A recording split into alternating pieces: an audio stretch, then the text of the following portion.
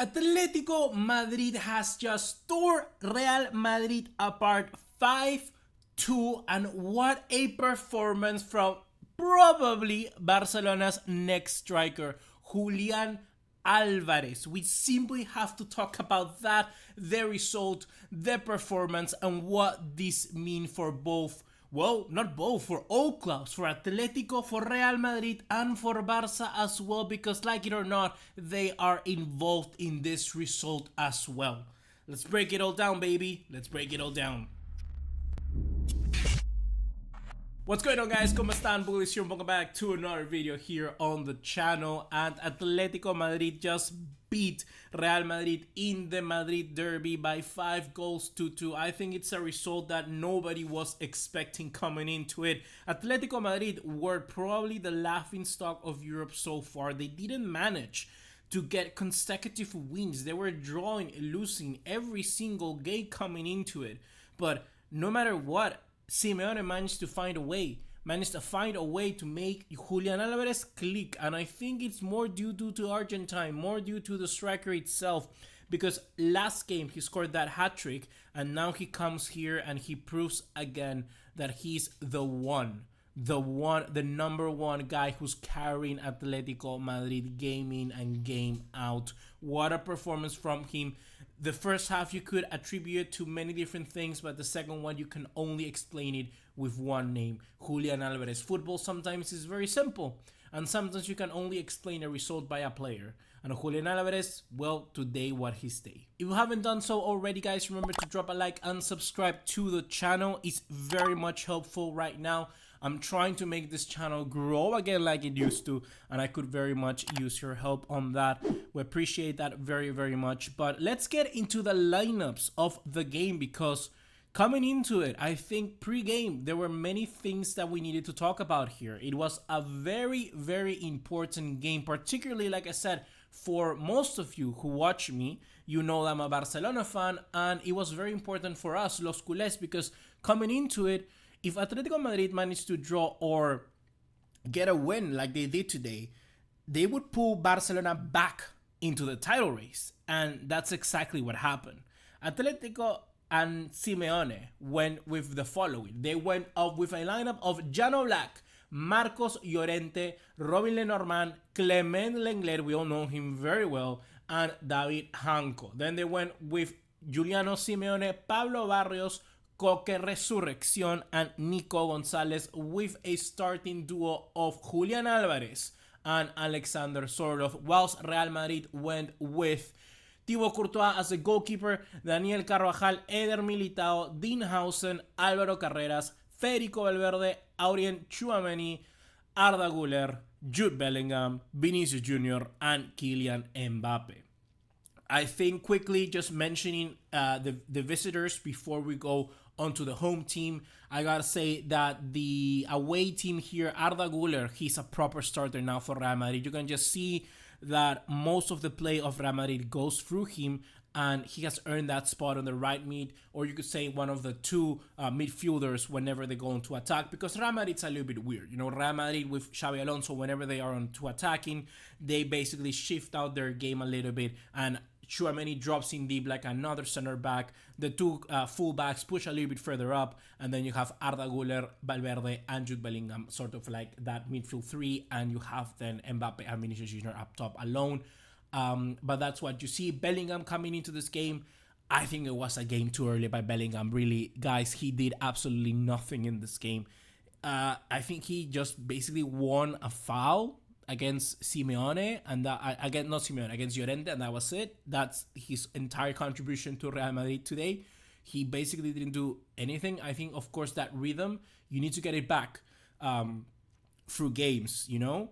Match days coming by, you need that rhythm, but today wasn't the day for Jude Bellingham. Maybe Xabi Alonso got carried away, and someone like Mastantuono, which was very good at the second half, could have entered here early on for Madrid. And whilst Mbappe, he's intratable. Mbappe is just at a level of one of the best players in the world. I mean, he is the best player in the world, I think, currently on form. He's just at a tremendous level. 8 goals in La Liga so far. It's ridiculous. But Atletico Madrid, We could see that Lenglet is probably now a starter as well, being favored by Simeone. Hanko is being played as that fullback as well, who gives you a little bit more of that defensive cover rather than someone like a Javi Galan.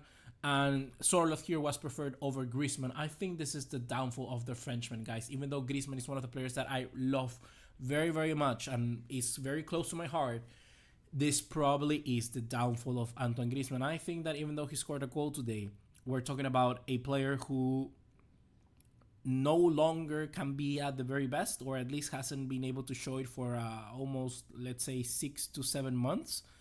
And Sorloth in a game like this could have been very important to create a few chances. I mean, with his feet, Sorloth is a little bit clumsy. It's always going to be like flipping a coin. You don't know what you're going to get. But when it's up in an aerial duel, you know that Sorloth is going to put that in the back of the net. And at least for Atletico Madrid, he did. Anyhow, moving to the first half, I think Atletico Madrid started very, very well into this game. They were strong, they were physical, they were aggressive. They always are. This Atletico Madrid side, sort of in the past few seasons, you know, they've wanted to be a little bit of that team that touches the ball a little bit more.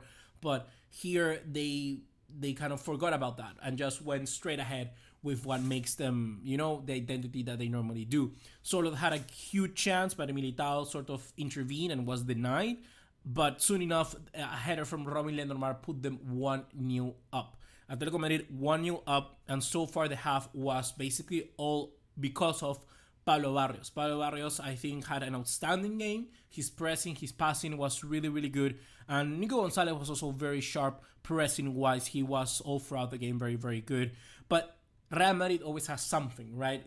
We know that with Real Madrid, basically the style of play is let the stars shine. And that's what happened today. The superstars in Arda Güler and Mbappe kind of connected, and that's how they created a clinical goal in the 24th minute. It was a play started by Mbappe. He looked for the pass for Arda Güler, and then Arda Güler just went for the through ball onto Mbappe, and Mbappe is not going to miss from there with the form that he's currently in. And Güler so far was orchestrating the attack from Real Madrid. Basically, Xabi Alonso gave him the keys to this team, and I think that this is something that Xabi Alonso has done very good. Credit to Real Madrid where it's due, and basically just said, Arda Güler, you command yourself, you lead, you drive this team forward, and he has delivered. And that also came from a very quick counter-attack that was created by Vinicius Jr.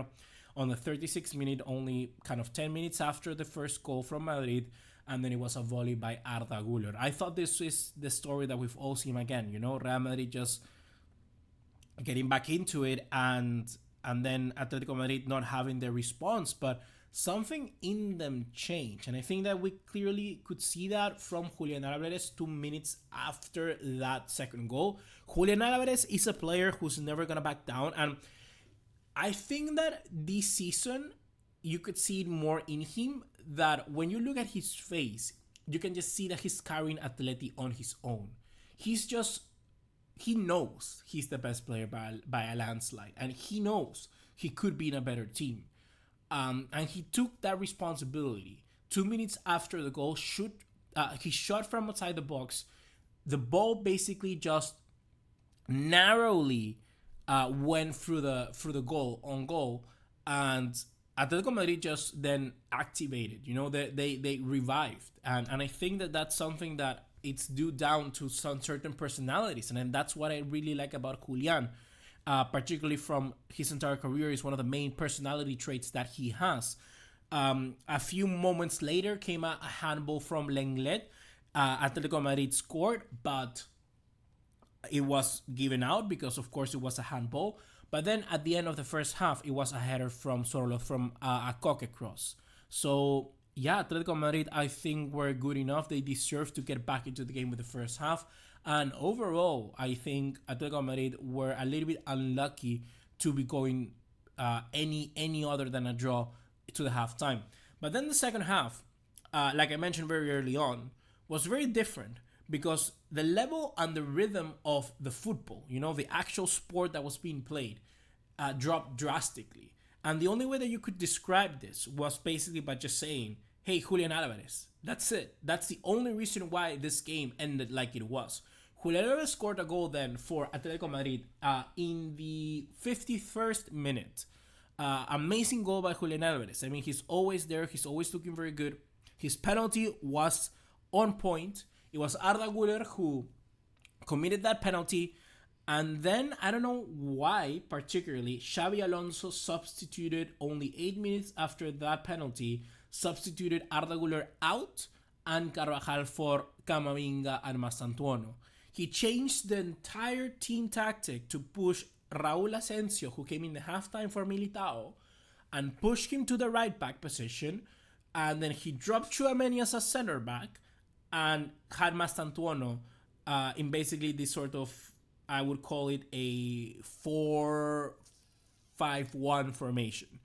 And I didn't understand that at all. I think he bite the bullet very, very fast. I think Arda Güler could have stayed on a little bit more. As much as I don't really like Arda Güler because rejecting Barcelona and now he's probably going to become such an idol for Real Madrid, I already hear stupid tweets out there saying like, oh, Real Madrid, Arda Güler is already like one of the 3 best players ever for Real Madrid or like in La Liga or whatever.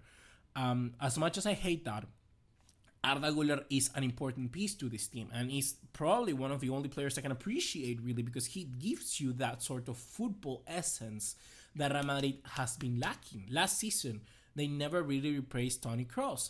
And even though Arda Güler is not Kroos, well, he's probably the one who's closest to the profile that can give you that player to command the midfield and really get the team playing. And I think that that roaming ability that Arda Güler has, that what really was lacking as soon as he left off the pitch. And after that came the goal from Julián Álvarez, the second goal, 63rd minute, only 4 minutes after the substitution.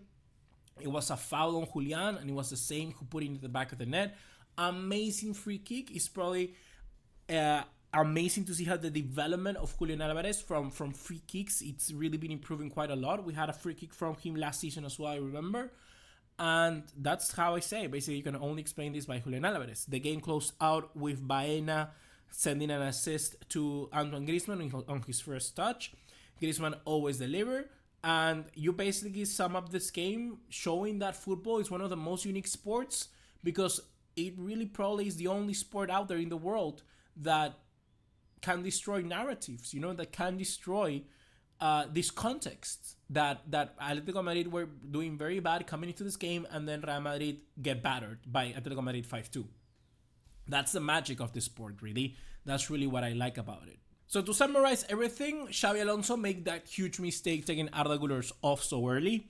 I think that really shifted the entire team of Real Madrid, and they have conceded in this game more than in any of their other first 6 league games combined, Real Madrid. So this was disastrous for Real Madrid. Don't get it twisted. This was a horrible result for them. And I would have expected maybe, a striker to come in, maybe something to switch it up, because in games like this, you do need that number 9. And Endrick has 0 minutes this season. I mean, we saw recently in the Copa Libertadores quarterfinals, Victor Roque tearing it up, and people are still telling me that Endrick is better than Victor Roque. I do not agree on that.